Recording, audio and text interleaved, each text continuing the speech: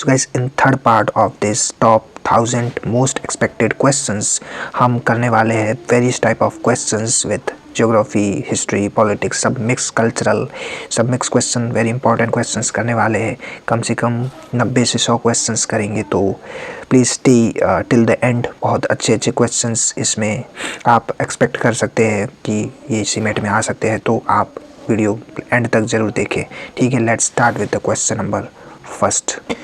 Guys, question number first is that which of the following awards was won by the Lata Mangeshkar in the year 2001? 2001 में लता मंगेशकर ने कौन सा award जीता था? Filmfare lifetime achievement award, Padma Vibhushan, Dada Saheb Phalke award and Bharat Ratna. 2001 में जो है लता मंगेशकर ने भारत रत्न जीता था। ओके, ये आपको याद रखना है। Question number second, which of the following has similar provision to the article 32 and dealt with writ jurisdiction? writ jurisdiction और article 32 is very important।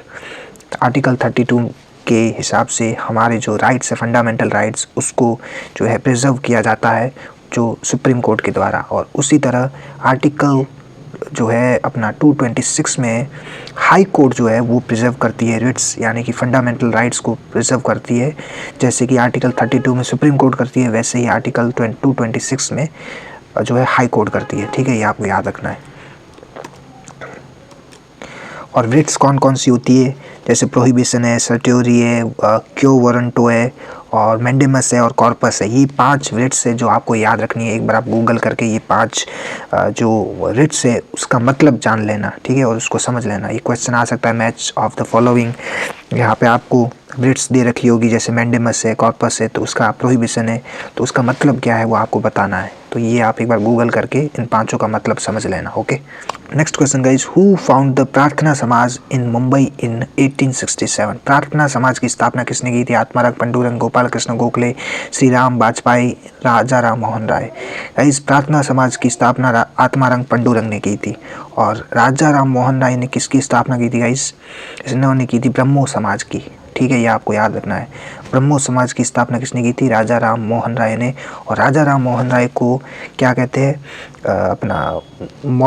अपना father of the modern India भी कहते हैं। ठीक है, इन्होंने काफ़ी सारा बहुत सारी मतलब जो जैसे सती प्रथा थी, ये जितनी भी गलत प्रथाएं थी उनको ख़त्म किया था, रिफॉर्मेशन किया था, तो इसलिए उनको फादर ऑफ मॉडर्न इंडिया भी कहते हैं। ओके, और grand old man of India किसे कहते हैं? Grand old man of India कहते हैं अपना दादा भाई नारोजी को। ठीक है, ये क्वेश्चंस आ सकते हैं।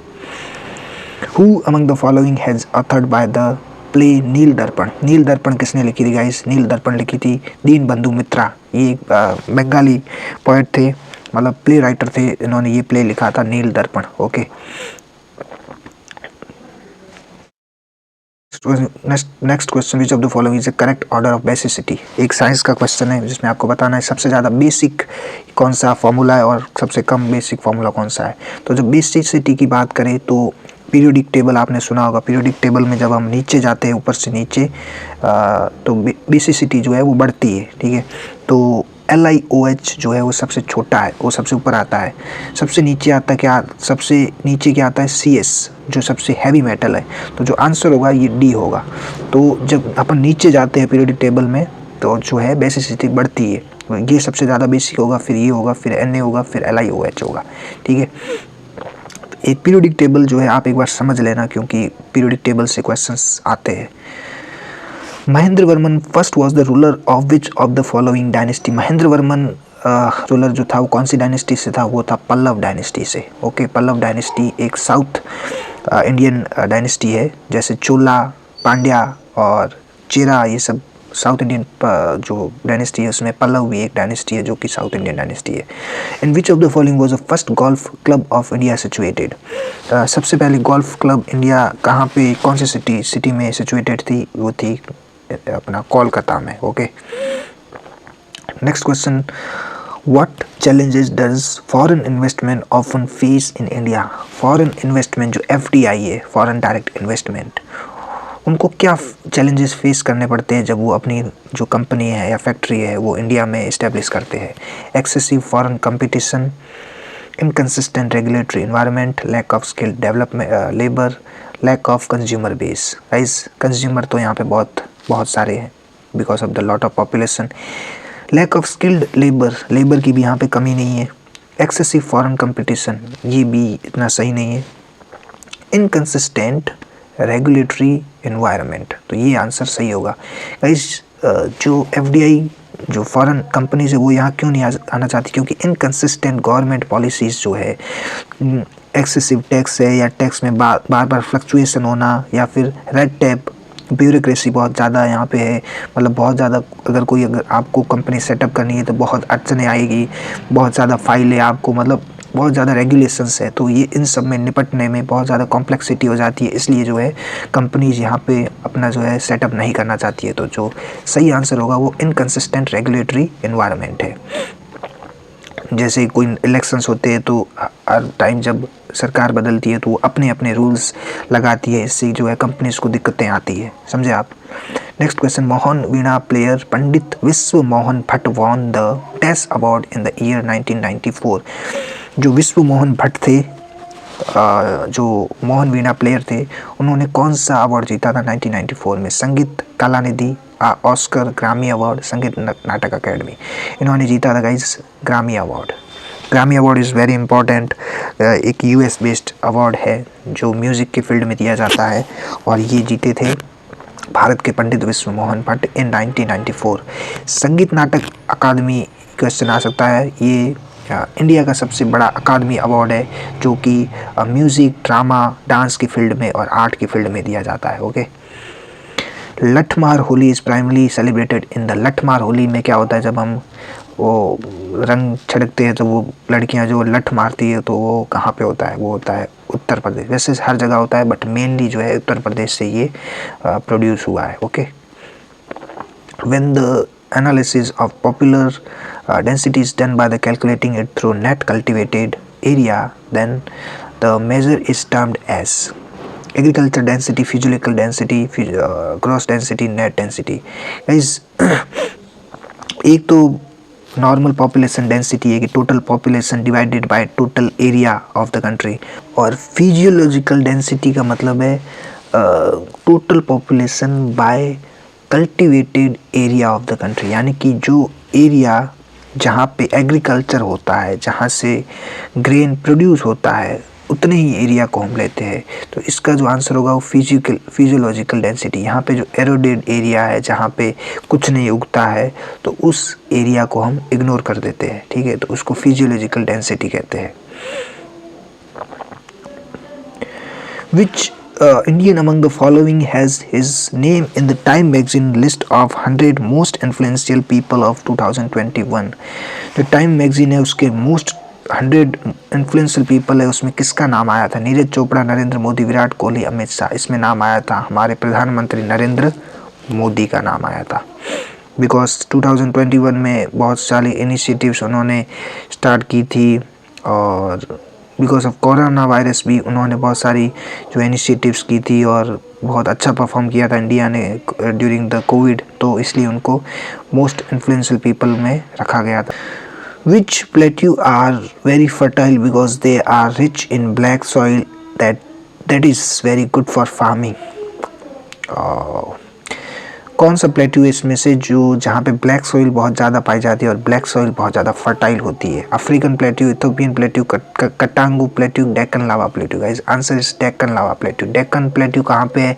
महाराष्ट्र, गुजरात, कर्नाटका, ये जो एरिया है डेक्कन एरिया, यहीं पे।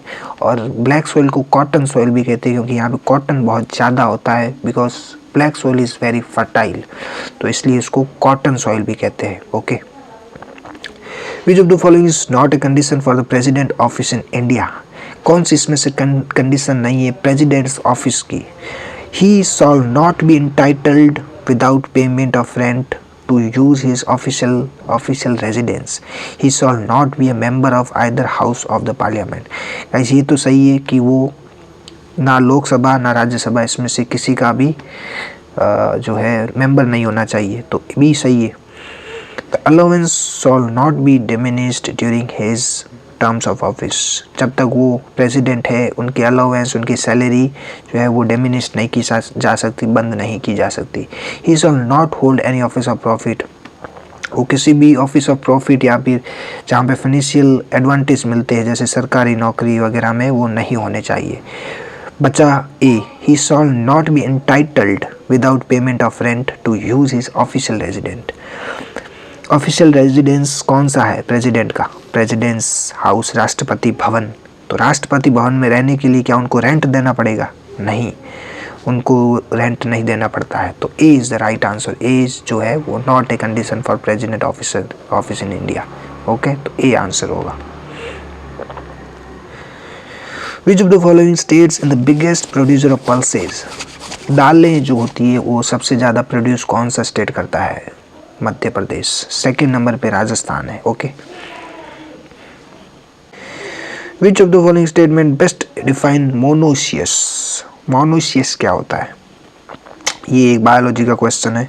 अ flower with both androecium and gynoecium, a flower with dioecium, a flower with gynoecium only, a flower with androecium only. Monoecious का मतलब वो है जहाँ पे एंड्रोसियम और जाइनोसियम दोनों फ्लावर मिलते हैं। अब एंड्रोसियम और जेनोसियम क्या होता है? एंड्रोसियम यानी कि male reproductive part of the flower and gynoecium यानी female reproductive part of the flower. ये दोनों ही जो रिप्रोडक्टिव पार्ट है वो एक ही पेड़ पे अगर एक ही प्लांट पे मिलते हैं तो उसको मोनोसियस कहते हैं। और डायोसियस यानी कि दोनों मेल रिप्रोडक्टिव पार्ट और फीमेल रिप्रोडक्टिव पार्ट दोनों अलग अलग प्लांट्स पे होते हैं तो उसको डायोसियस कहते हैं। ओके, और पॉलिनेशन आप पता होगा, पॉलिनेशन मतलब जब मेल रिप्रोडक्टिव पार्ट जो है पॉलन ग्रेन, जब ओवरी जो होती है फ्लावर में जो फीमेल रिप्रोडक्टिव पार्ट है उस पर जब गिरती है तो पॉलिनेशन होता है और जब और वो होता है अपना रिप्रोडक्शन होता है। In which year was project tiger launched in India? 1973। कई क्वेश्चन आ सकता है प्रोजेक्ट टाइगर इंडिया में कब स्टार्ट हुआ था? 1973 में स्टार्ट हुआ था। Which condition is also known as icterus, called as yellowish of your skin and white of your eyes? Ichthyosis, jaundice, eczema, pemphigus। किस बीमारी से शरीर पीला पड़ जाता है और आंखें सफ़ेद हो जाती है? Jaundice. Right answer is jaundice. Jaundice जो होता है जैसे पीलिया भी कहते हैं तो ये लिवर के कारण होता है। लिवर में जो बाइल जूस बनता है बिलिरुबिन वो एक्सेसिव मात्रा में जब बनता है तो जॉन्डिस हो जाता है। ओके, तो ये चीज़ आपको याद रखनी है। नेक्स्ट क्वेश्चन है guys, which of the following inscription of Rudradaman happened be the first royal inscription of early India composed in शास्त्रीय संस्कृत? प्रयाग, गिरनार, चिरांद, महरौली। तो इसका राइट आंसर होगा गिरनार। गिरनार में जो है रुद्रदमन की फर्स्ट रॉयल इंस्क्रिप्शन मिली है। और रुद्रदमन गिरनार के बारे में दूसरी फेमस ये बात है कि रुद्रदमन फर्स्ट ने यहाँ पे सुदर्शन लेक का रिकंस्ट्रक्शन करवाया था, सुदर्शन लेक का। Okay, in which state of India is kund और tanka used for the water harvesting? Rajasthan, Andhra Pradesh, Uttar Pradesh, Punjab. तो right answer is Rajasthan. Rajasthan में जो है टांका और कुंड बनाए जाते हैं जिससे कि जो बारिश आती है वो उसका पानी रिजर्व किया जाए और उसको है पूरे साल यूज़ किया जाए। तो इसका आंसर राजस्थान है। What is the relationship between the interest rate and demand for money? No relationship, inverse, direct, proportionate। तो इसका राइट आंसर जो होगा वो होगा इनवर्स। तो यानी कि अगर इंटरेस्ट रेट अगर बढ़ेगी तो डिमांड ऑफ मनी कम हो जाएगी। तो इन दोनों के बीच में रिलेशन जो है वो इनवर्स है। Okay, which music composer due was honoured with the national Lata Mangeshkar award of the year 2020? Sachin Jigar, Jatin Lalit, Salim Suleman, Anand Milind. तो आंसर इज आनंद मिलिंद। 2020 में जो लता मंगेशकर अवार्ड मिला था वो मिला था आनंद मिलिंद में। और 2022 में किसको मिला था? 2022 में मिला था श्री अमिताभ बच्चन को। 2024 में मिला है नरेंद्र मोदी को। कौन सा award? National Lata Dinanath Mangeshkar award. Okay, The first southern campaign of Alauddin Khilji in 1307 to 8 AD was led to which of the following regions? Devagiri, Warangal, Dwarasamudra और मदुराई। जो सबसे पहले जो साउथ में कैंपेन किया था अलाउद्दीन खिलजी में, उसने कौन सा रीजन जीत लिया था? देवगिरी जीता था सबसे पहले। When electricity passed through the water, what kind of chemical reaction occurs? Decomposition, displacement, double displacement, combination. जब एक वाटर में इलेक्ट्रिसिटी फ्लो की जाती है तब डिकम्पोजिशन रिएक्शन होता है।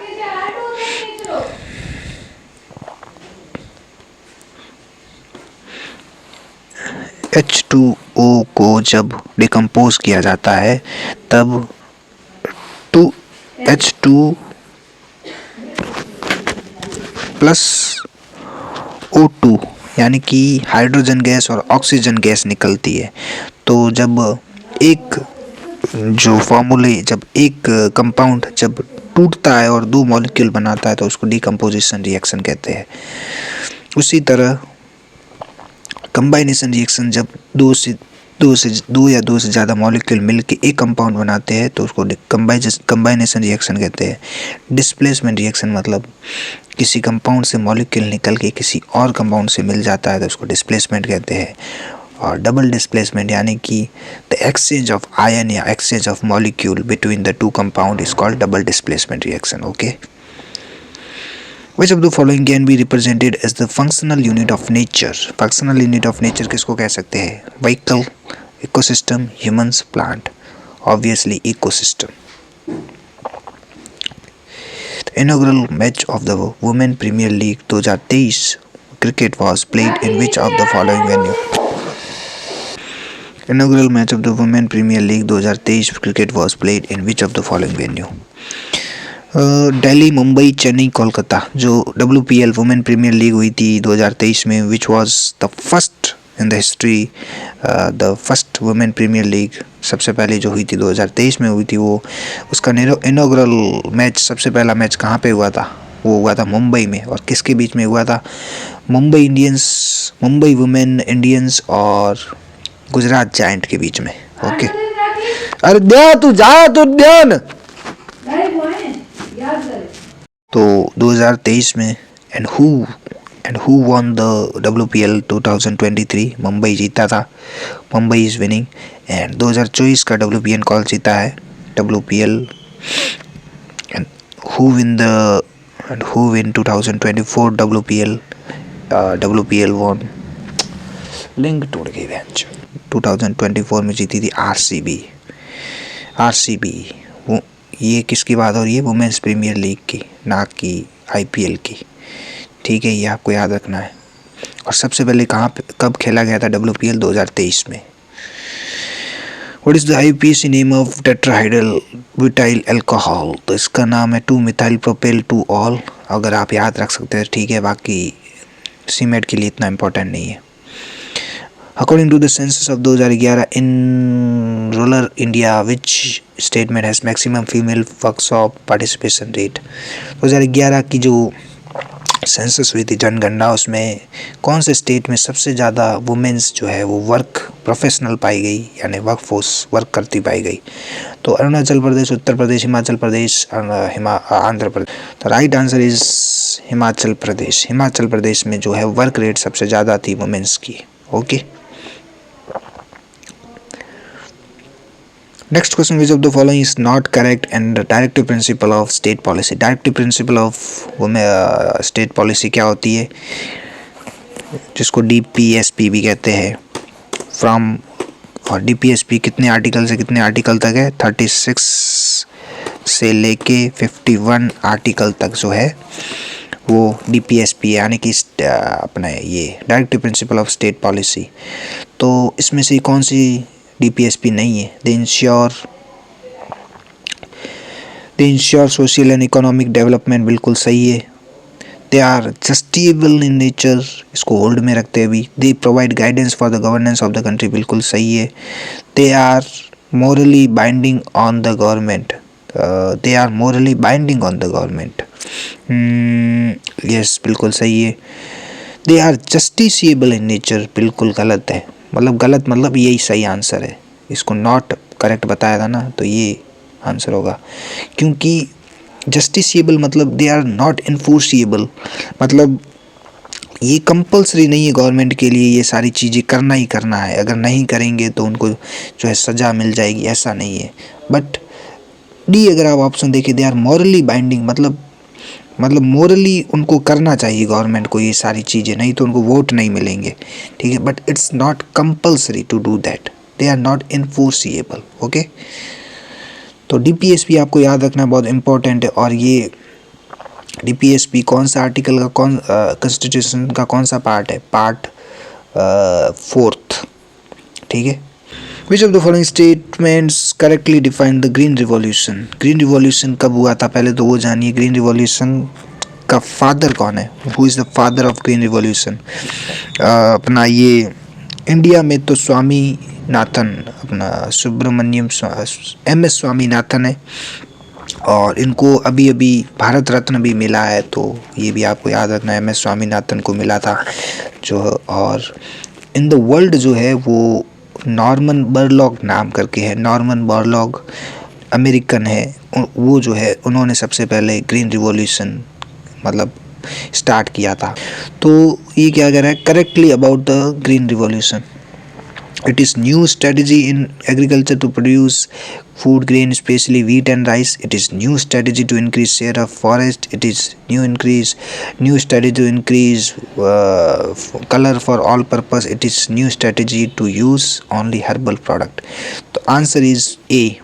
It is a new strategy to agriculture to produce food grain specially wheat and rice, wheat and rice की प्रोडक्शन को बूस्ट करने के लिए ये हुआ था ग्रीन रिवॉल्यूशन। नई वैरायटी में के सीड इसमें जो है हाई यील्ड वैरायटी के सीड्स इसमें प्रोड्यूस किए गए ताकि टोटल जो है वो प्रोडक्शन बढ़ जाए। Now next question, after the fall of the Guptas different kingdom emerged in various parts of India, among them the Maukharis emerged in which part of the area, Thanesar, Kannauj, Vallabhi, Kannauj. तो राइट आंसर इज कन्नौज। जो Gupta empire के बाद बहुत सारे छोटे छोटे एम्पायर्स बन गए थे, उसमें से मुखरीज डायनेस्टी जो है वो कन्नौज में जो है वो इमर्ज हुई थी। Okay, next question guys, which of the following nation won the ICC world test championship defeating India in 2023। जो ICC वर्ल्ड टेस्ट चैंपियनशिप हुई थी उसका जो फाइनल हुआ था उसमें कौन जीता था? As you all know that कौन जीती थी? ऑस्ट्रेलिया जीती थी। और इसके अलावा जो ICC one day test world cup जो हुआ था वो भी इंडिया हार गई थी ऑस्ट्रेलिया के सामने, ये भी आपको पता होना चाहिए। कब? 19 नवंबर 2023। ओके, और अंडर 19 में भी ऑस्ट्रेलिया ही जीती थी, और उसमें भी इंडिया और ऑस्ट्रेलिया दोनों फाइनल में आए थे, वो भी वर्ल्ड कप ही था और उसमें भी ऑस्ट्रेलिया जीत गई थी। ठीक है, वो 2024 में हुआ था जनवरी में, मतलब जो वर्ल्ड कप हुआ था उसके 2 महीने बाद अंडर 19 वर्ल्ड कप हुआ था। Presently, which of the following countries is not a beneficiary of India's duty-free tariff preference DFTA scheme? Rwanda, Burundi, Myanmar, Angola. Right answer is Angola. Guys, DFTA का मतलब है कि जो इंपोर्ट्स और exports होते हैं उसमें जो टैरिफ लगता है, जो टैक्स लगता है, उसको हटा देना।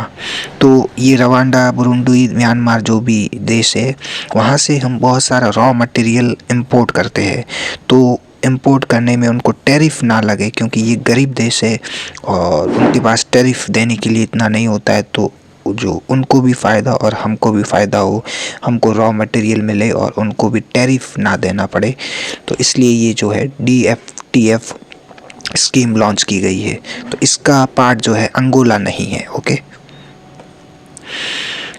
विच of the following article deals with the composition of Rajya Sabha? Composition of Rajya Sabha कौन से आर्टिकल में दिया गया है? Article 80।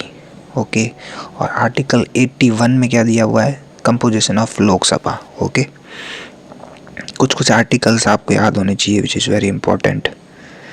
The birth anniversary of Mahatma Gandhi is celebrated as the National Festival of India. In which of the following years was Gandhiji born? Gandhiji born in 1869. Okay. Indian Olympic Association was established in which of the following years? Indian Olympic association IOA कब establish हुआ था? 1927 में. और international Olympic committee जो है IOC कहाँ पे है? वो है स्विट्जरलैंड में. ओके. और सबसे पहला ओलंपिक कौन से साल में हुआ था ये भी आपको याद होना चाहिए. सबसे पहला ओलंपिक हुआ था 1896. अरे यार एक सेकेंड. सबसे पहला ओलंपिक हुआ था 1896 में. कहाँ पे हुआ था? एथेंस में. एथेंस कहाँ पे है? ग्रीस में. तो ग्रीस में सबसे पहला ओलंपिक हुआ था.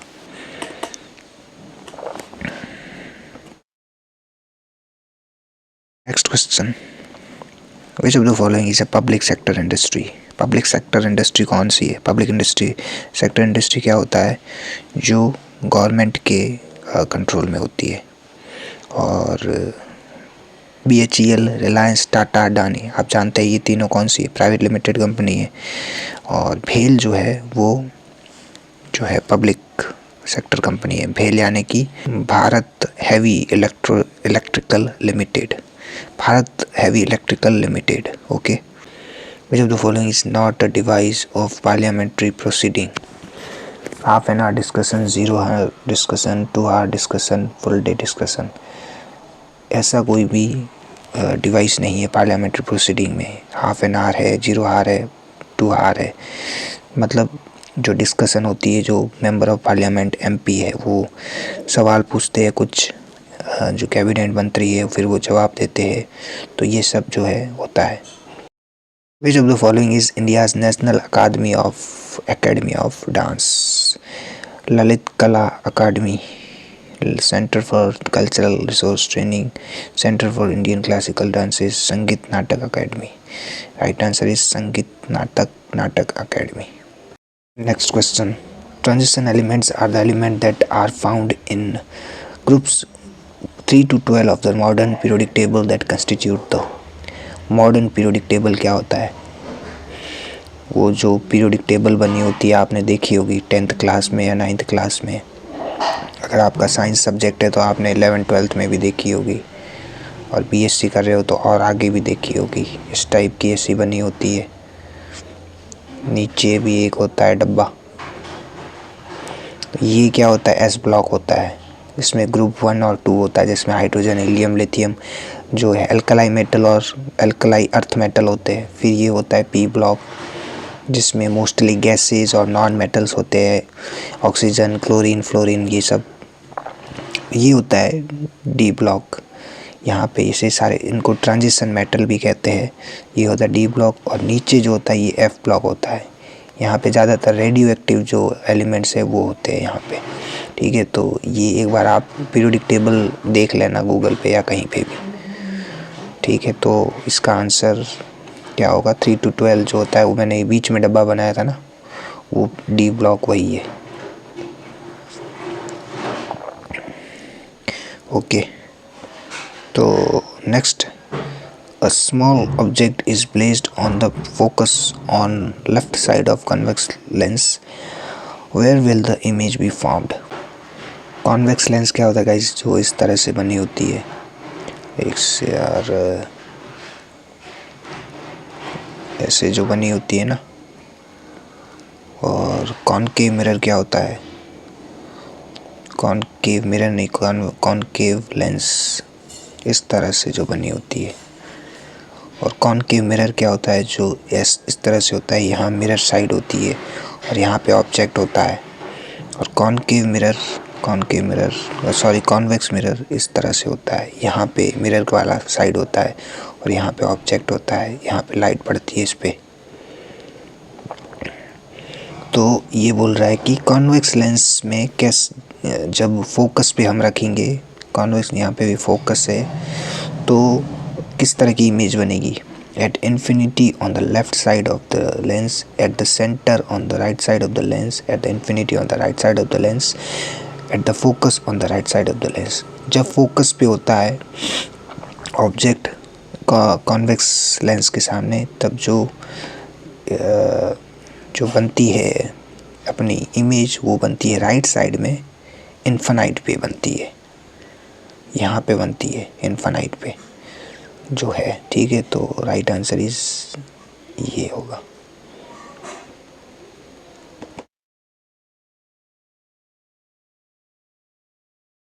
Next question, one of the greatest of Chola ruler raja one rules from 985 AD to, जो राजा थे, राजा वन, ये मैंने पहले एक लेक्चर में भी बताया था। राजा वन जो है वो greatest of the Chola ruler थे। साउथ इंडिया की जो डायनेस्टी चोला, तो वो कहाँ से कब तक रूल किया उन्होंने, 985 से 114 तक राज किया था। और इनके बेटे थे फिर राजेंद्र चोला, वो भी काफ़ी फेमस थे, उन्होंने भी काफ़ी लंबा राज किया, श्रीलंका को भी एनेक्स किया और कुछ पार्ट्स ऑफ साउथ एशिया को भी उन्होंने एनेक्स किया, वहाँ पे ट्रेड बढ़ाया, अपनी नेवी, खुद की नेवी बनाई इन्होंने। ठीक है। Who asked James Renal to prepare the map of Hindustan? Who asked James Renal to prepare the map of Hindustan? सबसे पहले जो मैप हिंदुस्तान का तैयार किया था वो इसने किया था, किसके कहने पे, रॉबर्ट क्लाइव के कहने पे। रॉबर्ट क्लाइव कौन है? ये है गवर्नर ऑफ बंगाल। सबसे पहले जो गवर्नर ऑफ बंगाल बना था, कब बना था? 1757 में। 1757 में क्या हुआ था? 1757 में हुई थी बैटल ऑफ प्लासी, जिसमें रॉबर्ट क्लाइव जीत गया था। और एक हुआ था 1762 में, क्या हुआ था? 1762 में हुआ था बैटल ऑफ बक्सर। ठीक है, बैटल ऑफ बक्सर में भी ये जीत गए थे और वहाँ से जो है वो अपना ब्रिटिश इंडिया का राज बढ़ने लगा था। ये दोनों आपको बैटल ऑफ बक्सर और बैटल ऑफ प्लासी याद रखने हैं।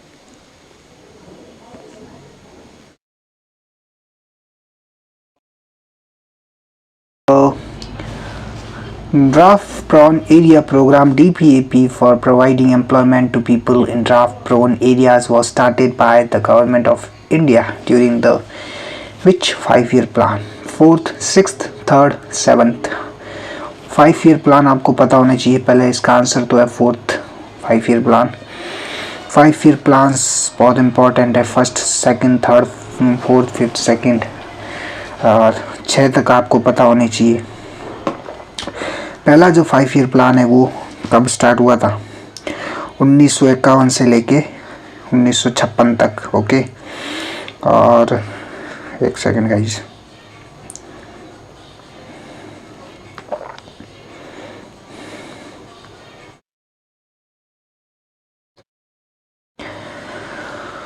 तो मैं आपको एक 5-year प्लान करवा देता हूँ क्योंकि बहुत इम्पोर्टेंट है, वहाँ से क्वेश्चन आते हैं गाइस, इसलिए तो मैं ये एक बार बता देता हूँ आपको। First 5-year plan, first 5-year plan कब आया था? फर्स्ट 5-year प्लान आया था 1951 से 56 तक था। ओके, फर्स्ट 5-year प्लान में क्या क्या, फर्स्ट 5-year प्लान किस लिए हुआ था? फर्स्ट 5-year प्लान में फोकस किया था प्राइमरी सेक्टर पे, जैसे एग्रीकल्चर हो गया और इरिगेशन हो गया, इस पे फोकस किया था सबसे ज़्यादा। और फर्स्ट 5-year प्लान के टाइम पे जो है क्या क्या इंसिडेंट्स हुए थे? देखिए, सबसे पहले IITs जो है इस्टेब्लिशमेंट हुआ था। IITs, Indian technology institute of technologies की स्थापना की गई थी। 5 IITs की स्थापना की गई थी। और उसके अलावा जो है Bhakra Nangal dam, Hirakud dam, Damodar valley dam, जो भी इम्पोर्टेंट डैम्स है वो फर्स्ट 5-year प्लान के टाइम जो है इस्टेब्लिश किए गए थे। तो फर्स्ट 5 ईयर प्लान आपको पता होना चाहिए। और इसके टाइम प्राइम मिनिस्टर कौन थे? पंडित जवाहरलाल नेहरू। ओके, फिर सेकंड 5 ईयर प्लान जो है वो हुआ था 1956 से लेके 1961 तक। ठीक है, सेकंड 5 ईयर प्लान है ये। और सेकंड 5 ईयर प्लान में किस पे फोकस किया गया था? सबसे ज़्यादा रैपिड इंडस्ट्रियलाइजेशन पे। फर्स्ट जो है प्राइमरी सेक्टर पे first year 5 year plan, second 5 year plan में इंडस्ट्रियलाइजेशन एंड सेकेंडरी सेक्टर पे बहुत ज़्यादा जो है फोकस किया गया था। और इसके अलावा जो है स्टील प्लांट्स वगैरह जो है भिलाई में, जो है जमशेदपुर वगैरह में जो है वो इसी टाइम जो है सेकंड 5 ईयर प्लान के टाइम ही इस्टेब्लिश किए गए थे।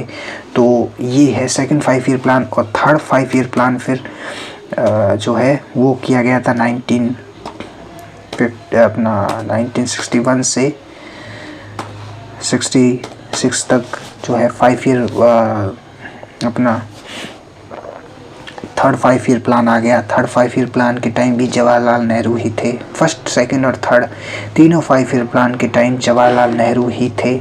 और जो अपना ये किस लिए हुआ था? Balanced growth and self reliance के लिए। मतलब सेल्फ रिलायंस इंडिया की बढ़े इसलिए हुआ था। और इसके अलावा ये इतना सक्सेसफुल नहीं रहा था because of the Indian Chinese war हुआ था 1962 में। इसके अलावा इंडो पाकिस्तान युद्ध हुआ था 1965 में। इसके अलावा अकाल पड़ गया था, ड्राफ्ट पड़ गया था 1964 से 65 में। तो इस रीज़न से the third 5 year plan was failed. मतलब फेल कह सकते हैं कि जितनी ग्रोथ पोटेंशियल थी उतनी नहीं हो पाई और ग्रोथ थोड़ी सी कम हुई थी थर्ड 5 ईयर प्लान में। उसके बाद जब फेल हो गया क्योंकि बहुत सारे युद्ध हुए चाइना इंडिया के बीच में, चाइना पाकिस्तान के बीच में, तो थोड़ी सी इकोनॉमी डगमगा गई थी। तो इसलिए जो है फिर 1966 से लेके 1967 और 1968 में कोई भी प्लान नहीं। फोर्थ 5 ईयर प्लान आया। फोर्थ 5 ईयर प्लान जो आया वो आया था 1969 से लेके 1974 तक। और इस टाइम जो प्राइम मिनिस्टर थी वो थी श्रीमती इंदिरा गांधी। और जो मेन फोकस था वो पॉवर्टी एलिवेशन से, लेकिन जो पॉवर्टी एलिविएशन और सोशल जस्टिस के लिए फोर्थ ईयर प्लान था जिसमें गरीबी हटाओ जैसे नारे भी लगाए गए थे। और इसके अलावा 14 बैंक्स जो है वो नेशनलाइज्ड की गई थी, जैसे bank of Baroda, bank of Allahabad, union bank of India. और जो मेन बैंक आप देखते हैं आज, उस टाइम पे वो सब प्राइवेट बैंकें हुआ करती थी और रीजनल बैंकें हुआ करती थी। लेकिन जब इंदिरा गांधी जी के टाइम ये 14 सबसे बड़ी बैंकें जो है वो नेशनलाइज्ड हो गई थी। ठीक है। और इसके अलावा जो है फूड प्रोडक्शन पे ध्यान दिया गया और इसी टाइम पे ग्रीन रिवॉल्यूशन भी हुआ था। ग्रीन रिवॉल्यूशन भी इसी टाइम हुआ था जिसमें वीट और राइस की जो प्रोडक्टिविटी है उसको बढ़ाया गया।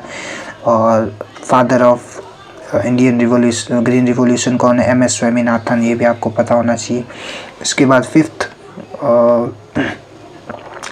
इसमें भी गाइस फोर्थ 5 ईयर प्लान में भी थोड़ी सी कमी रह गई थी क्योंकि क्या हुआ था इस टाइम पे 1971 में इंडो पाकिस्तान युद्ध हुआ था और फिर थोड़ी सी पॉलिटिकल इंस्टेबिलिटी थी वहाँ। उस टाइम बांग्लादेश भी बना था तो भारत का जो ज़्यादातर पैसा था वो डिफेंस में ज़्यादा लग गया था। तो जो अपनी जो प्रोबेबिलिटी थी ग्रोथ की वो उतनी नहीं हो पाई थी। ठीक है। फिर जो फिफ्थ 5 ईयर प्लान आया गाइस, फिफ्थ 5 ईयर प्लान भी 1974 से लेके 79 तक था। बट इसमें जो है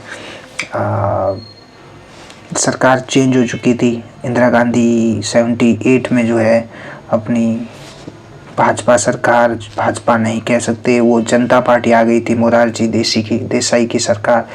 और मोरारजी देसाई ने जो है अपना प्लान चेंज कर दिया था। 5 ईयर प्लान उन्होंने हटा के अपना 1 ईयर प्लान वाला सिस्टम लेके आए थे। और फिर से कांग्रेस सरकार आ गई थी और इंदिरा गांधी की सरकार आ गई थी। फिर 5 ईयर प्लान उन्होंने अपनाया 1980 से लेके 85 तक। इंदिरा गांधी की सरकारी थी उस टाइम पे और फोकस किया गया economic growth and self reliance पे।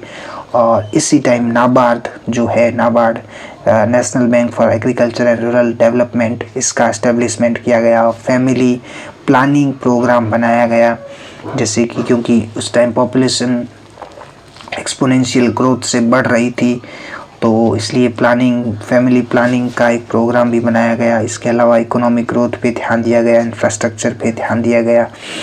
और इसके अलावा एक अपना मिनिमम फूड ग्रेन ऐसे NPS नहीं, NLP मिनिमम क्या थी,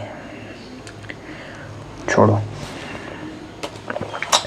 फिर 7th 5 ईयर प्लान आया जो था 1985 से लेके 1990 तक। और इस टाइम थे प्राइम मिनिस्टर थे राजीव गांधी। और इस टाइम पे क्या ध्यान दिया गया, इकोनॉमिक ग्रोथ और सोशल जस्टिस पे ध्यान दिया गया। और एक्सपेंशन किया गया इंफॉर्मेशन टेक्नोलॉजी में। इंफॉर्मेशन जो टेक्निकल टेक्नोलॉजी में भारत थोड़ा सा पीछे था, तो उस पर भी ध्यान दिया गया। फिर नेक्स्ट जो है 90 से लेके फिर पॉलिटिकल इनस्टेबिलिटी आ गई, सरकारें चेंज होती रही राजीव गांधी के बाद में। तो कभी जनता पार्टी आई, फिर कांग्रेस आई, फिर जनता आई। उसके बाद जो 92 के बाद फिर से 92 के बाद से फिर से 7th 5 year 8th 5 year plan जो है वो स्टार्ट हुआ। 92 से लेके 97 तक जो है 8th 5 ईयर प्लान स्टार्ट हुआ। और 8th 5 ईयर प्लान में कौन थे, prime minister NV Narasimha Rao, PV Narasimha Rao जो थे प्राइम मिनिस्टर थे। और PV नरसिम्हा राव को अभी हाल ही में भारत रत्न भी दिया गया है, तो वो भी आपको याद रखना है। फोकस किया गया मेनली इकोनॉमिक लिबरलाइजेशन, ग्लोबलाइजेशन पे। आपको पता होगा LPG यानी कि लिबरलाइजेशन, प्राइवेटाइजेशन एंड ग्लोबलाइजेशन इसी टाइम पे लाया गया, क्योंकि 1990 के बाद में भारत की बहुत ज़्यादा जो है इकोनॉमिकली हालत ख़राब हो चुकी थी। भारत का फॉरेक्स रिजर्व केवल $1 बिलियन बचा था, भारत बैंकरप्ट होने ही वाला था। बट उसी टाइम ऐसा फैसला लिया गया नरसिम्हा राव की सरकार में, और उस टाइम थे finance minister doctor Manmohan Singh. और मनमोहन सिंह जी के सपोर्ट से और नरसिम्हा राव जी ने ऐसा फैसला लिया कि अब जो है सोशलिज्म से कैपिटलिज्म में जाने का टाइम आ गया है। और उन्होंने LPG रिफॉर्म्स किए। LPG मतलब जो कंपनीज थी उन सबको लिबरलाइजेशन किया, ग्लोबलाइजेशन किया, प्राइवेटाइजेशन बढ़ाया। और जो सोशलिज्म नेहरू जी का जो सोशलिज्म था उसको थोड़ा थोड़ा कम करने का टाइम आ गया था, और जो है प्राइवेटाइजेशन बढ़ाने का टाइम आ गया था। और इसी रीज़न से जो है भारत फिर से बाउंस बैक कर पाया। अगर उस टाइम LPG नहीं लाते, लिबरलाइजेशन, प्राइवेटाइजेशन, ग्लोबलाइजेशन नहीं लाते, तो भारत बैंकरप्ट हो जाता उस टाइम, क्योंकि भारत का रिजर्व, फॉरेक्स रिजर्व लगभग ख़त्म हो चुका था। भारत बैंकरप्ट होने ही वाला था। तो गाइज इसीलिए मनमोहन सिंह जी को बहुत इज्जत से माना जाता है, क्योंकि उन्होंने 1992 में भारत को बचाया था एक बहुत बड़े रिसेशन से, एक बहुत बड़े बैंकरप्सी से भारत को बचाया था उन्होंने। Next 9th 5 year plan guys 1997 से 2002 तक। इस टाइम गाइज थे अपने अटल बिहारी वाजपेयी, और इन्होंने भी पॉवर्टी रिडक्शन पे, जस्टिस पे, सोशल जस्टिस और इकोनॉमिक ग्रोथ पे ज़्यादा ध्यान दिया। और इस तरह से फिर आगे और भी, जैसे 10th 5 ईयर प्लान आया, फिर 11th आया, फिर 12th आया।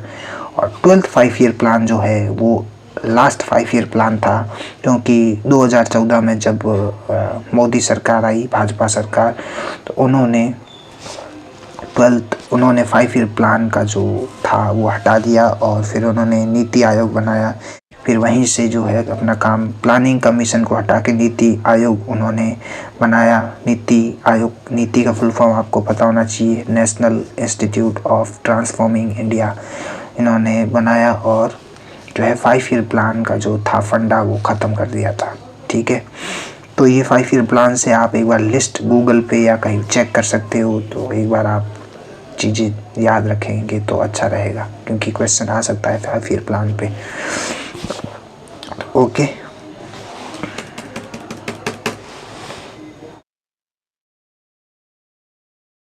नेक्स्ट क्वेश्चन गाइस, मैंने ये थोड़ा इसलिए समझाया क्योंकि यहाँ से क्वेश्चंस आते हैं, तो इसलिए आप 5 ईयर प्लान पे थोड़ा सा। Next question guys, which of the following statements are true based on the NH3G plus 5O2 इसको 2NO plus H2O। अब इसमें क्या हो रहा है, ऑक्सीडेशन रिडक्शन क्या हो रहा है। अब देखिए, आपने अगर 11th-12th में आपकी साइंस नहीं भी थी तो आपने 10th 9th क्लास में ये पढ़ा होगा, reduction, redox reaction, oxidation reaction, कंबाइनेशन reaction, ये सब। तो जब क्या होता है, O2 जब किसी के साथ जुड़ता है तो उस कंपाउंड का क्या होता है, ऑक्सीडेशन होता है। और जब H2 किसी के साथ जुड़ता है, H2 जब जुड़ता है तो उसका क्या होता है, उसका होता है रिडक्शन होता है, ठीक है। तो यहाँ पे NH3 है, इसके साथ H3 जुड़ा हुआ है और O2 है यहाँ पे। तो O2 जो है, अब यहाँ पे NHN नाइट्रोजन, ये कंपाउंड का क्या हो रहा है, इसके साथ O जुड़ रहा है, तो इसका जो है वो ऑक्सीडेशन हो रहा है। N गेट ऑक्सीडाइज्ड, A सही है, A बिल्कुल सही है। और O का क्या हो रहा है, O के साथ H जुड़ रहा है, ठीक है, H जुड़ना यानी कि रिडक्शन। तो O गेट रिड्यूस्ड, A और D दोनों सही है, तो आंसर होगा A। Next question, which Indian musician from Maharashtra receive the Padma Vibhushan 2023? Ramdas Palsule, Bharat Kamat, Zakir Hussain, Milind Date. तो इसका सही आंसर होगा झाकिर हुसैन। झाकिर हुसैन को पद्म विभूषण मिला था 2023 में। Zakir Hussain one of the most influential tabla player है, मतलब सबसे top most tabla player Zakir Hussain है। इनका नाम आपको याद रखना होगा। और इनका अभी इंतकाल भी हो गया है, अपना 16 दिसंबर को या 15 दिसंबर को, ऐसा कुछ है, आप एक बार डेट देख लेना। तो इसलिए भी इनका जो है सवाल आ सकता है, तो ये आप याद रखना। Which of the following is an example of major industrial region of India? Industrial region कौन सा है यहाँ से? छोटा नागपुर, भोजपुर, जयपुर, बिलासपुर। तो राइट आंसर इज छोटा नागपुर। छोटा नागपुर गाइस, ये एरिया झारखंड एरिया का और कुछ वेस्ट बंगाल, नॉर्थ उड़ीसा, जो ये एरिया है, छोटा नागपुर प्लेट रीजन है। यहाँ पे क्या होता है, सबसे ज़्यादा स्टील प्रोडक्शन होता है, सबसे ज़्यादा कोल प्रोडक्शन, आयरन प्रोडक्शन यहीं से होता है। और यहीं पे जो सिटी है, जमशेदपुर, बोकारा, ये अपना ये जो मेन सिटी है जहाँ पे जो टाटा स्टील, टाटा जमशेदजी टाटा थे, उन्होंने वहीं पे जाके अपनी स्टील फैक्ट्री लगाई थी सबसे पहले। और वहीं पे सबसे ज़्यादा जो है रॉ मटेरियल जो है मिनरल वहाँ से मिलते हैं। तो वही एरिया जो है इंडस्ट्रियल रीजन सबसे बड़ा है भारत का, Chota Nagpur region. Next question guys, Raja Bhalindra Singh trophy is associated with which of the following national sports event? Khelo India youth game, Khelo India winter game, Khelo India university game, national games. तो right answer is national games. Guys, national games जो होते हैं वो होते हैं भारत में, और उसमें जो ट्रॉफी दी जाती है वो दी जाती है राजा भलिंद्र सिंह ट्रॉफी। गाइस, कुछ क्वेश्चन जो है मैं बीच बीच में स्किप इसलिए कर रहा हूँ क्योंकि I think that they are not important, बहुत ज़्यादा डीप हो जाएंगे वो, और आपके पास इतना टाइम नहीं है कि आप जो है एक एक क्वेश्चन, अब जीके इज़ वास्ट सब्जेक्ट, और एक एक चीज़ आप पढ़ने बैठेंगे तो काम हो गया। फिर ये जीके थोड़ी पढ़ना है, सारे सब्जेक्ट हमको पढ़ने हैं। तो मेन जो चीज़ें हैं, जो मेन क्वेश्चन है, वही मैं करवाने वाला हूँ। तो आप सोच रहे हैं कि स्किप क्यों कर रहा है, इसको कुछ आता नहीं होगा इसलिए स्किप कर रहा है, ऐसा नहीं है। स्किप इसलिए कर रहा हूँ कि वो उतने इम्पोर्टेंट नहीं है और बहुत ज़्यादा डीप हो गए, तो इतना आपको पढ़ने की ज़रूरत नहीं है in the terms of CMAT exam, तो इसलिए that's why I am skipping. Which of the following statement is correct with respect to the political parties in India? A political party symbol is assigned by the President of India. India has a multi-party system classified as national, state, regional level. All parties are registered with the Supreme Court of India. Status of parties record accorded by the Parliament. इसमें क्या बोला है, correct क्या है? देखिए, a political party symbol is assigned by the President of India. बिल्कुल गलत है, ऐसा कुछ होता ही नहीं है. India has a multi-party system classified as national, region और regional level, state level. बिल्कुल सही है ये. All parties are registered with the Supreme Court of India. बिल्कुल गलत है. Election Commission of India के साथ रजिस्टर होती है, ना कि Supreme Court of India के साथ. Status of party is accorded with the Parliament. नहीं भाई. तो India has a multi party system. आप देख सकते हैं कि बहुत सारी पार्टीज है हमारे देश में. भाजपा, कांग्रेस, आम आदमी पार्टी और भी तृणमूल कांग्रेस, शिवसेना, बहुत सारी पार्टीज है. लेकिन दूसरे देश में अगर हम देखें, जैसे if we talk the example of America, there are only two party system, democrat and republic. अभी कौन जीता है? अभी जीते हैं ट्रंप साहब, डोनाल्ड ट्रंप कौन सी अपनी कंपनी क्या वो कौन सी पार्टी से? डोनाल्ड ट्रंप जो है वो रिपब्लिकन पार्टी से, और जो पहले थे जो बिडेन एंड ओबामा वो थे डेमोक्रेटिक पार्टी से. और if you take the example of China में ओनली वन पार्टी रूल है. वहाँ पे केवल वन पार्टी रूल करती है, कम्युनिस्ट पार्टी, और किसी का राज वहाँ नहीं चलता. लेकिन हमारे इंडिया जो है वहाँ पे मल्टी पार्टी, कोई भी अपनी पार्टी बना सकता है.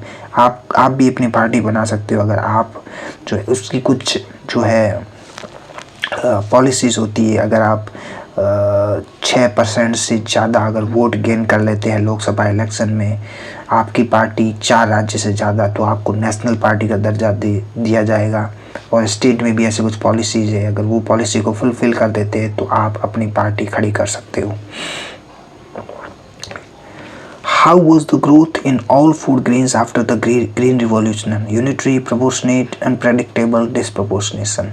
तो इसका आंसर होगा डिसप्रपोर्शनेट. गाइस, जो ग्रीन रिवॉल्यूशन हुआ था उस टाइम हर जगह जो है फूड ग्रेन जो है उसकी यील्ड बढ़ नहीं गई थी. मेनली जो नॉर्थ इंडिया जो है अपना हरियाणा, पंजाब, यहाँ पे जो ग्रोथ है वो बहुत ज़्यादा बड़ी थी और यील्ड बहुत ज़्यादा बड़ी थी राइस और गेहूँ की. हर जगह पे इतनी जो है वो ग्रोथ देखने को नहीं मिली थी.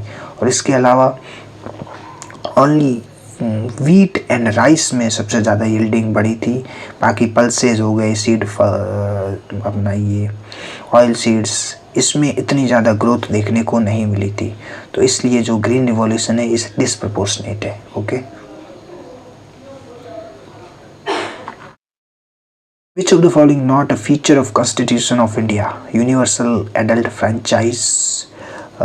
बिल्कुल सही है. कोई भी 18 साल से ऊपर है वो वोट देने के लायक है.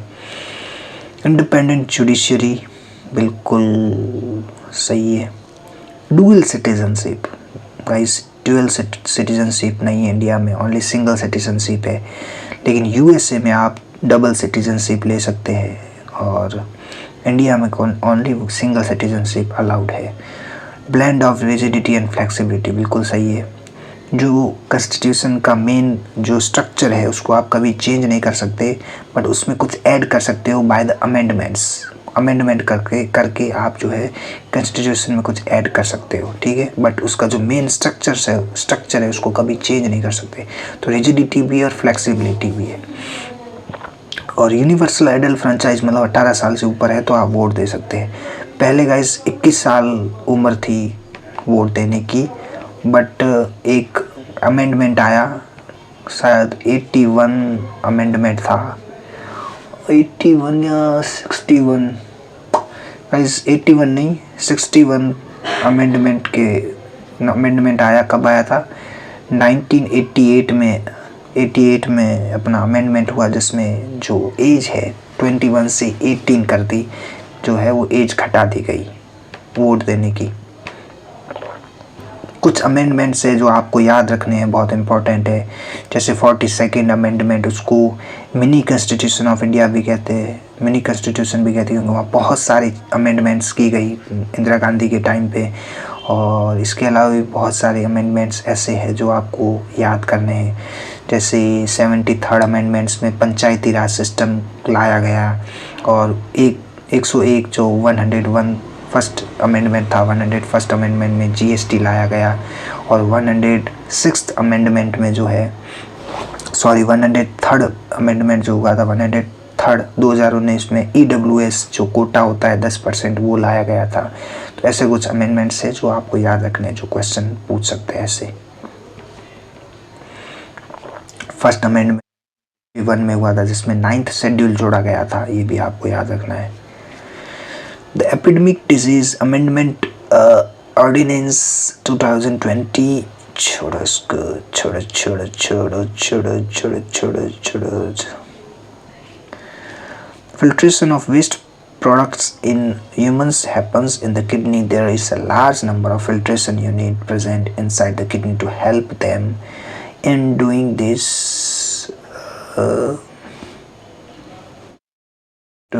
job. This filtration units are called, इस फिल्ट्रेशन यूनिट को क्या कहते हैं गाइस? इस फिल्ट्रेशन यूनिट को कहते हैं नेफ्रॉन्स। गाइस आपने 10th 9th में पढ़ा होगा, the smallest unit of kidney is nephron. Okay, which number is called Avogadro constant, named after the 19th century Amedeo Avogadro? Avogadro number याद होगा आपको थोड़ा थोड़ा, अगर आपने पढ़ा है, साइंस के स्टूडेंट है तो बिल्कुल पता ही होगा आपको। कौन सा इसमें से?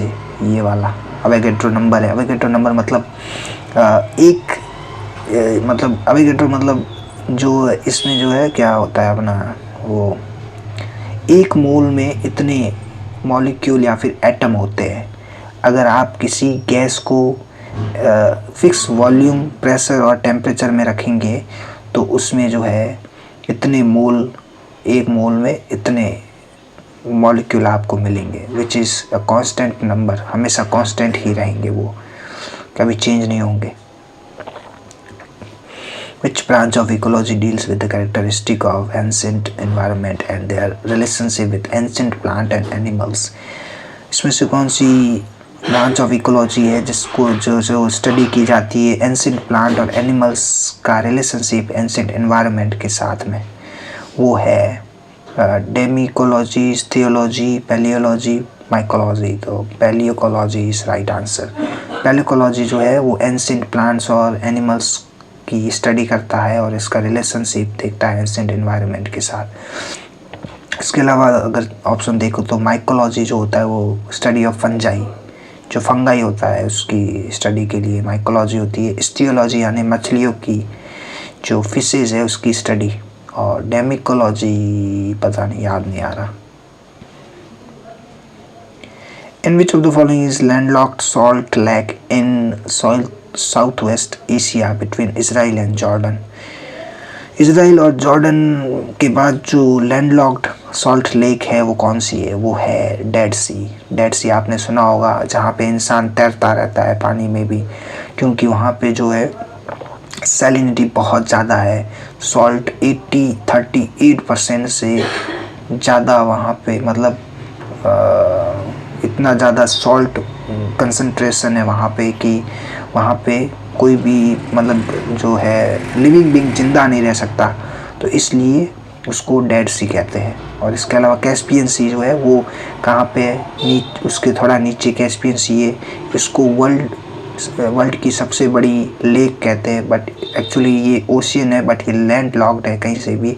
जो मेन ओशियन जो एरिया है वहाँ से ये अलग है और लैंड लॉक्ड है, तो इसलिए इसको दुनिया की सबसे बड़ी लेक, वर्ल्ड लार्जेस्ट लेक भी कहते हैं।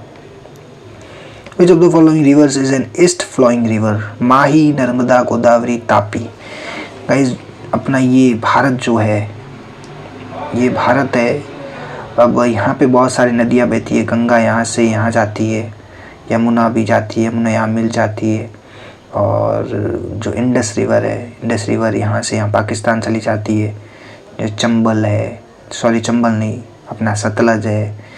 और अपना रवि है, ब्यास है और जो झेलम है। ये 5 नदियाँ यहाँ से मिलके एक इंडस नदी बनाती है और यहाँ से वो पाकिस्तान से होती हुई कहाँ जाती है, अरब सागर में, अरेबियन सी में मिल जाती है। ये पाकिस्तान का कराची है और यहाँ से वो अरब सागर में मिल जाती है। और यहाँ से हमारी गंगा नदी, यमुना नदी, ब्रह्मपुत्र नदी यहाँ से आती है, यहाँ मिलती है। और तो ये सारी जो नदियाँ है, ये नदियाँ जो है हिमालयन रिवर से फिर जो यहाँ से विंध्या रीजन है, विंध्या रीजन से जो चलती है वो होती पेनिनसुलर रिवर कहते हैं उसको, जो डेक्कन रीजन में चलती है। तो ये सारी जो है डेक्कन रिवर है जो सबसे नीचे चलती है। अब यहाँ से निकलती है एक माही रिवर, यहाँ से विंध्या जो माउंटेन रेंज है जो एमपी में है वो यहाँ से निकलती है और अरेबियन सी में जाके मिल जाती है। माही रिवर, नर्मदा भी यहाँ से निकलती है और मिल जाती है यहाँ पे अरेबियन सी में जाती है। और जो तापी रिवर है वो भी यहाँ से अरेबियन सी की ओर जाती है। और जो गोदावरी रिवर है वो यहाँ से नहीं, यहाँ से निकलती है जो अमरकंटक जो है अपना, ये महाराष्ट्र में अमरकंटक, ये अपना नासिक में। तो गोदावरी रिवर जो है वो इस तरफ जाती है, ईस्ट टाइप जाती है और बे और बंगाल में मिलती है, बे ऑफ बंगाल में। और गोदावरी रिवर को गाइस क्या कहते हैं, गोदावरी रिवर को दक्षिण गंगा भी कहते हैं। और वर्ल्ड जो गंगा के बाद सबसे लंबी रिवर जो है वो गोदावरी है। और यहाँ से गोदावरी निकलती है और यहाँ से कृष्णा नदी भी निकलती है। तो ये रिवर सिस्टम जो है एक बार आप पढ़ लेना, रिवर सिस्टम पे क्वेश्चन आता है। तो ये मैंने थोड़ा कचरा यहाँ पे कर दिया, तो थोड़ा सा आप कंफ्यूज शायद हो गए होंगे। तो मैंने थोड़ा ये ड्राइंग अच्छी नहीं बनी, लेकिन आप आई होप कि आप समझ गए होंगे थोड़ा बहुत। तो ये ईस्ट फ्लोइंग रिवर यहाँ पे कौन सी है, गोदावरी रिवर है। ठीक है, बाकी ये तीनों नदियाँ जो है ये वेस्ट की तरफ जाती है और अरेबियन सी में मिल जाती है। The Daruga system in 1792 was introduced by whom among the following Governor General in India? दरुगाई जो होती है, दरुगा सिस्टम जो है वो किसने लॉन्च किया था सबसे पहले इंडिया में? लॉर्ड कॉर्नवालिस ने। जो दरुगा सिस्टम है मतलब इसने जो है हर एक रीजन में, हर सिटी में एक दरुगा एज पुलिसमैन आप कह सकते हैं जो है वहाँ पे लगाया था, उसको दरोगा कहते थे उस टाइम पे। और दरोगा सिस्टम को ही जो मॉडर्न पुलिस सिस्टम है उसका ओरिजिनेशन माना जाता है। इसके बाद ही जो पुलिस, आज जो पुलिस है वो दरोगा सिस्टम से ही निकली है।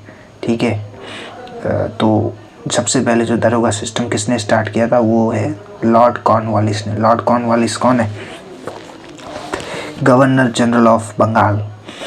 तो ये नाम आपको कुछ याद होने चाहिए। रॉबर्ट क्लाइव है। रॉबर्ट क्लाइव कौन है? रॉबर्ट क्लाइव जो गवर्नर जनरल्स ऑफ इंडिया है, वाइसरॉयज है। ये सवाल पूछे जाते हैं कि सबसे पहले जो ईस्ट इंडिया कंपनी आई थी तब गवर्नर ऑफ बंगाल कौन था?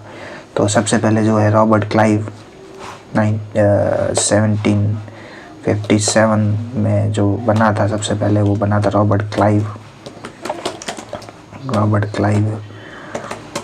क्लाइव कौन था? Governor of Bengal. उसके बाद फिर 1773 में फिर बना वॉरेन हेस्टिंग बना था। और वॉरेन हेस्टिंग जो था वो क्या बना था?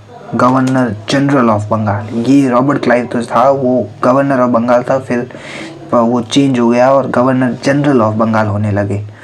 उसके बाद जो है 1783 से अपना 92 तक जो था वो अपना ये आ गया लॉर्ड कॉर्नवालिस। ये जो कॉर्नवालिस था इसका टाइम ये था, कॉर्नवालिस। और इसके बाद भी बहुत सारे गवर्नर जनरल ऑफ इंडिया आए, गवर्नर जनरल ऑफ बंगाल बहुत सारे आए। उसके बाद सीधा चलते 1830 में फिर जो आया लॉर्ड विलियम बेंटिक। कौन आया? Lord William Bentinck. और इस टाइम जो है वो चेंज हो गया सिस्टम। फिर गवर्नर जनरल ऑफ बंगाल से ये बन गया governor general of India. Governor general of India जो है ये बन गया 1829। ये 1829 है गाइस, 1813 ये 1829 है, जहाँ पे वो लॉर्ड विलियम बेंटिंक जो है अपना ये बन गया गवर्नर जनरल ऑफ इंडिया। और चार्टर एक्ट आपको याद होना चाहिए, 1829 का एक चार्टर एक्ट है, उसके टाइम पे ही जो है ये अब पोस्ट बन गई गवर्नर जनरल बंगाल से गवर्नर जनरल ऑफ इंडिया। और इस टाइम पे इसने बहुत सारे रिफॉर्म्स भी किए थे, जैसे सती प्रथा वगैरह जो थी इसने हटाई थी लॉर्ड विलियम बेंटिक ने। और फिर 1857 में जो है फिर चेंज हो गया, फिर वो अपना ईस्ट इंडिया कंपनी हट गई और जो क्राउन है ब्रिटिश क्राउन ने वो ब्रिटिश राज यहाँ से स्टार्ट हो गया। फिर ब्रिटिश क्राउन ने जो है वो इंडिया को अपने हाथ में ले लिया और ईस्ट इंडिया कंपनी हट गई। फिर यहाँ से गवर्नर जनरल ऑफ इंडिया तो रहा ही, उसके बाद वॉइसरॉय की पदवी भी दी गई, जो कि जो पार्लियामेंट थी लंदन में उसको रिपोर्ट करता था वॉइसरॉय। तो सबसे लास्ट गवर्नर जनरल जो पहला वॉइसरॉय था वो कौन था? Lord Canning. लॉर्ड कैनिंग जो था वो सबसे पहला वॉइसरॉय ऑफ इंडिया था, 1857 में ये बना था। और इसके अलावा बहुत सारे लॉर्ड डेलहाउसी, लॉर्ड मायो, लॉर्ड मिंटो, बहुत सारे लॉर्ड है ये, तो आपको थोड़े से लॉर्ड ये याद होने चाहिए, क्योंकि ये यहाँ से क्वेश्चन बनता है कि इस लॉर्ड के टाइम पे क्या हुआ था, कौन सा इंसिडेंस हुआ था, इन्होंने क्या फॉर्मेशन किया था, ये सब तो एक बार आप इसको भी देख लेना। Chariot festival is dedicated to Lord Jagannath along with Subhadra and Balabhadra. Balabhadra. ये चैरियट फेस्टिवल जो होता है लॉर्ड जगन्नाथ कहाँ पे? पूरी उड़ीसा में। तो ये जो निकाली जाती है चैरियट फेस्टिवल लॉर्ड जगन्नाथ की, तो सुभद्रा के साथ कौन होते हैं? बलभद्रा होते हैं। बलभद्रा वही है जो विष्णु जी के साथ में रहते हैं। जगन्नाथ जी कौन है? विष्णु जी है, और बलभद्रा जो उनका शेषनाग है। बलभद्रा राम जी के साथ लक्ष्मण जी थे, कृष्ण के साथ बलराम थे, वैसे ही वो इनके साथ थी। What correctly define change of inventories of a firm during a year? Change of inventory क्या होता है? Production of firm during the year, sale of firm during the, बिल्कुल सही है, यही आंसर होगा। Inventories क्या होता है? जो स्टॉक SKI स्टॉक जो है वही इन्वेंट्री होता है। तो चेंज इन इन्वेंट्री मतलब कितना बनाया कितना बिका। जैसे आपने 100 समोसे बनाए, उसमें से आपने 90 बेच दिए, तो चेंज इन इन्वेंट्री क्या हुआ? 10 समोसे आपके रह गए और वो ठंडे पड़ गए, बिके नहीं। Okay, next. Sports authority of India comes under which ministry? Sports authority of India जो है किस मिनिस्ट्री के अंडर में आता है? Ministry of youth affair and sports, इसके अंडर में आता है। Which Indian political leader was called as Lok Nayak? किसे कहते हैं लोक नायक? कहते हैं जयप्रकाश नारायण जी को। जयप्रकाश नारायण जी का जो है 1942 में जो क्विट इंडिया मूवमेंट हुआ था उसमें भी अच्छा खासा हाथ है उनका। और जब इंदिरा गांधी ने 1976 में इमरजेंसी लगाई थी तब इन्होंने पुरजोर विरोध किया था और उसका अपोजिशन किया था जयप्रकाश नारायण ने।